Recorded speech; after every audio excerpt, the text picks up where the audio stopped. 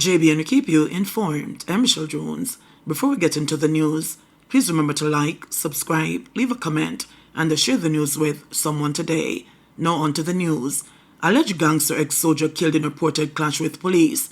A former member of the Jamaica Defense Force JDF was discharged last year because of his alleged ties to the notorious 440 Drive gang was fatally shot by the police in a reported confrontation on Tuesday. He has been identified as 24-year-old Alex Madden of a Kingston 11 address. Reports were that at about 9 p.m. on Tuesday, members of a police team were in operation in Bridgeport, Portmore, when Madden was accosted. He reportedly challenged the cops with a gun. The police took evasive action and fired at Madden, who was hit. He was taken to the Spanish Town Hospital, where he was pronounced dead at 9:15 p.m. The police say a high-point 9mm Luger pistol, along with a magazine containing 6 9mm rounds, was taken from Madden. Madden is alleged to be a top-tier member of the 440 Drive gang, which has been involved in a violent conflict in the St. Andrew South Police Division since last year.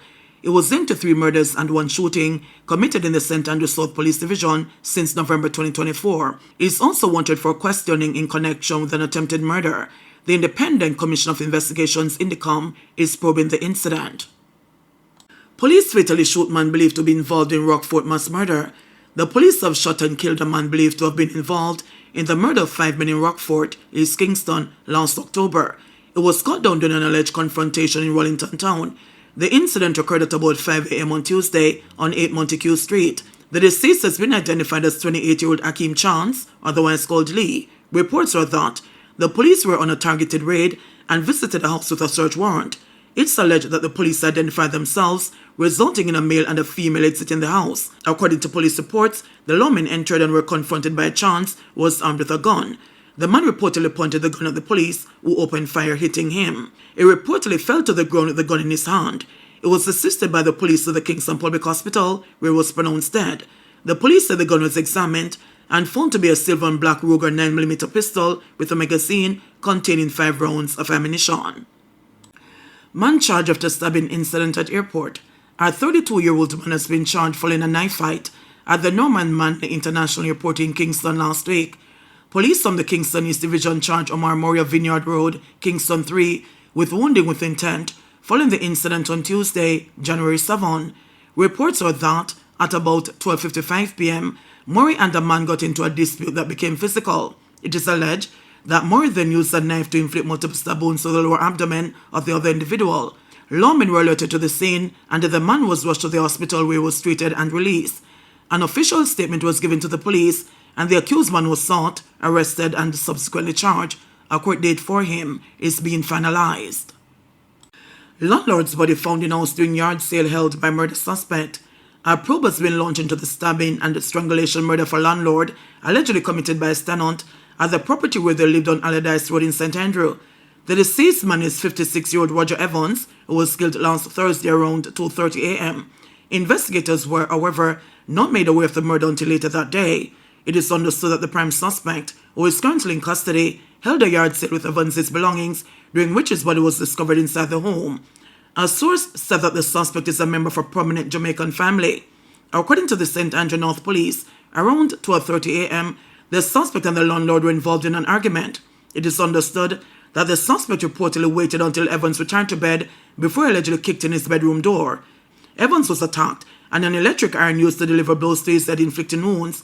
The body reportedly had stab wounds to the face and a visible mark suggesting he was strangled.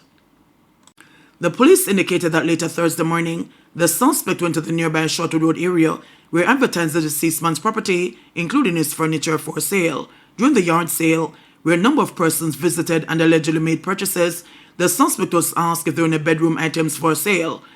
Interested persons unsuspectingly visited the yard sale on invitation, and when someone gained access to the bedroom, they stumbled on what was believed to be a body wrapped in a sheet. They left hastily and made a report to the police. A source with knowledge of the probe said, notified of the discovery, the Granspin police conducted a search of the property and found Evans' body. The investigation is ongoing. St. James businessman charged for fraud. A St. James businessman was featured on the Jamaica Constabulary Force's Wanted Wednesdays for fraud-related offences has been arrested and charged. Dominic Shaw of Unity Hall in Montego Bay has been charged with 2 counts of obtaining money by false pretense. Shaw, 38, is accused of collecting $810,000 $840 from the complainant on May 24 last year. It's reported that Shaw, while posing as a booking agent, solicited the money from the complainant to book reservations for 2 all-inclusive resorts, but he used the money for his own benefit and was not able to return it. He was arrested and charged based on the complainant's statement and a question and answer session. CARICOM to suspend set to allow cheaper ice imports to Jamaica. Industry, Investment and Commerce Minister Albin Hill says CARICOM has agreed to suspend the 30% common external tariff set to allow Jamaica to import ice at an affordable price. Hill provided the update at Wednesday's post-cabinet press briefing at Jamaica House, noting that applications for the duty relief will be administered through his ministry. Because we're part of CARICOM, we are signed a common external treaty, Shagawamas, as many of you know. We cannot then, once you sign that treaty, just abrogate duties on products that are made in the market. So we couldn't reduce the duty on ice. What we could do is remove the GCT on ice for a period of time, which was announced from your media house and the other ones. What we have done in the process, nor can we really wait again till the next meeting of the CARICOM ministers. So there's an arrangement in place where the Secretariat of CARICOM can make an interim decision.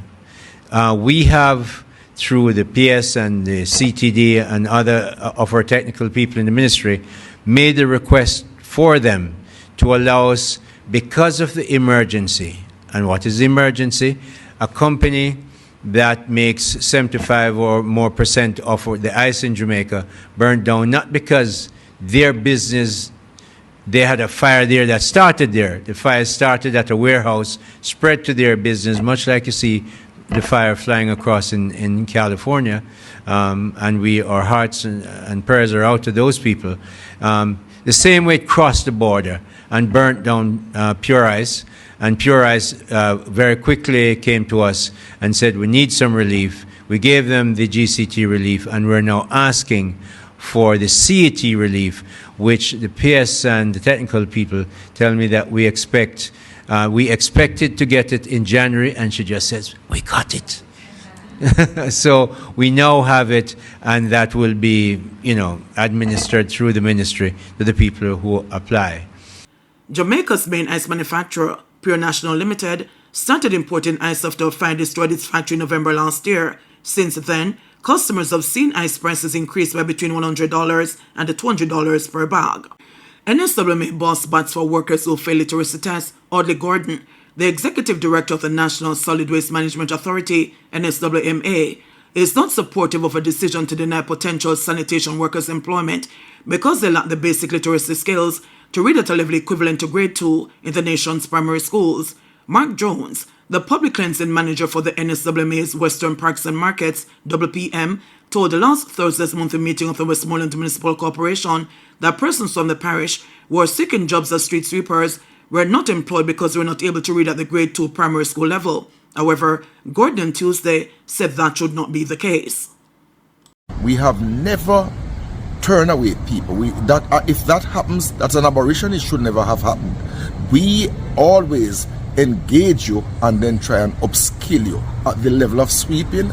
We sanitation workers, we are very, very understanding of the sensitivities that exist. If you want to come in as a sweeper into the NSWMA, come to us. If you can't read, if you can't write, we will still accept you for the sweeping position, and we will encourage you, and I stress the word encourage you, to move forward onto some form of learning, and we can do that through Jamaica Lifeline Learning, and we have been doing that.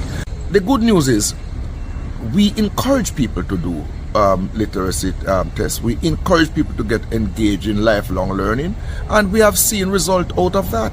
We have seen where people even came into us, couldn't read, and now are able to pass CXC exams. So encouraging people is not a bad thing. To encouraging them to upskill and to upgrade themselves and to empower themselves more through education, that's not a bad thing. Man pleads guilty to 2 counts of larceny and assault. A 27-year-old man accused of robbing 2 women, one of whom he assaulted, pleaded guilty to the charges laid against him when he appeared in the Kingston and the St. Andrew Parish Court on Tuesday. The London partisan appeared before presiding Senior Parish Judge Sanchia Burrell, charged with 2 counts of larceny and assault. In one incident, it is alleged that Patterson stole a bag containing a purse, credit card and health insurance card from a woman who attempted to chase after him. She later identified him to the police, and the health insurance card was reportedly found in his possession. In another incident, Patterson was accused of stealing $20,500 and a phone from another woman. Commenting on his actions, Judge Boyle remarked, "He is not smart." She asked Patterson, "What are we going to do with you? You have no use criminally." Patterson was remanded in custody, and his sentence is scheduled for April 16, 2025. Auditor General cites failure to provide information on $81 million dispersed on the Municipal Social Assistance Program. An Auditor General's report has revealed that 4 municipal corporations have failed to provide information on verified payments totaling $81 million under the government's Municipal Social Assistance Program. The Auditor General's department identified the issues based on records examined over the period 2017 to 2018 and the 2023 to 2024 in the St. Anne, Portmore, St. Catherine, and the Kingston and the St. Andrew municipal corporations. The reporting of performance audit of Jamaica's welfare system was tabled Tuesday in the House of Representatives. The Municipal Social Assistance Program was established by the Ministry of Local Government and Rural Development to support people living below the poverty line. The report shows an $8.4 million shortfall in reported expenditure at the St. Anne Municipal Corporation. It says while $26.6 million was reported for 2020 to 2021 and 2022 to 2023, only $18.2 million could be verified through vouchers. In addition, reported expenditure of $6 million contradicted verified vouchers, totaling $11.6 million for 2023 to 2024. For the Portmore Municipal Corporation, the Auditor General's report indicates that a $7.2 million discrepancy was identified. It says reported expenditure of $22 million from April 2020 to March 2024 fell short of verified spending of $29.2 million.